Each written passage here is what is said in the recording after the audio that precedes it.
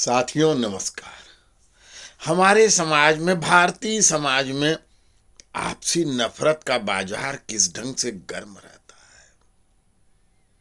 संभल में बावड़ी मिली, पूरा सनातनी समाज एक नई चेतना से ओतप्रोत है।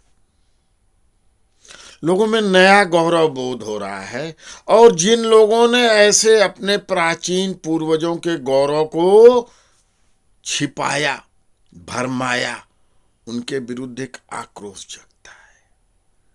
ये तो संरक्षित की जाने वाली है हमारे पूर्वजों की सभ्यता, संस्कृति और निर्माण कला, स्थापत्य कला कितना शानदार था, इस पर गौरव करने की बात थी।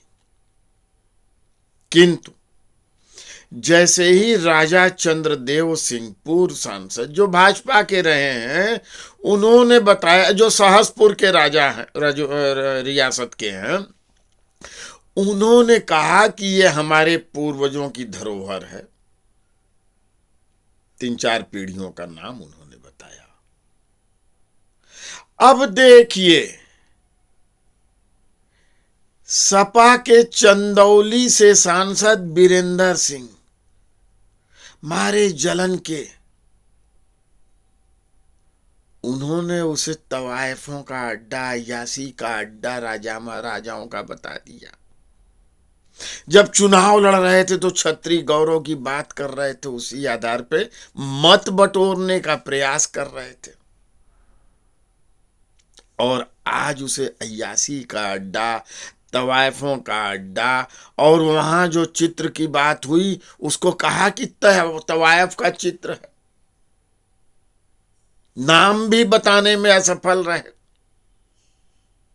ये है प्रवृत्ति जिससे हमारा समाज पार पाने को तैयार नहीं है। वहीं आप सोचिए, संभल में 5 हत्याएं हो गईं, उपद्रव हुआ सर्वे के दौरान और 5 हत्याएं हो गईं। कहा जाता है एक तो तुर्क नेतृत्व है जो सपा सांसद वाला है, शफीकुर रहमान बर्क थे, अब जियाउर रहमान बर्क है। दूसरा कांग्रेस के पठान विधायक है। उन दोनों के टकराव का नतीजा था। पाकिस्तानी पिस्तौल भी और उससे निकली गोलियां भी पकड़ी गईं।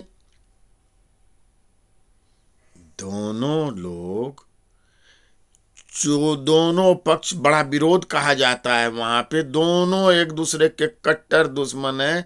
लेकिन बावड़ी पर, संभल के सर्वे पर, वहां प्राप्त हो रहे मंदिरों पर कोई दोषारोपण एक दूसरे पे नहीं लगा रहे हैं।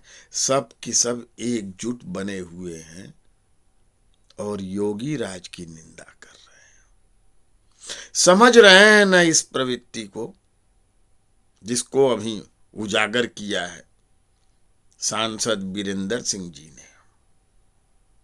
समझिए, देखिए संकट क्या है हमारा।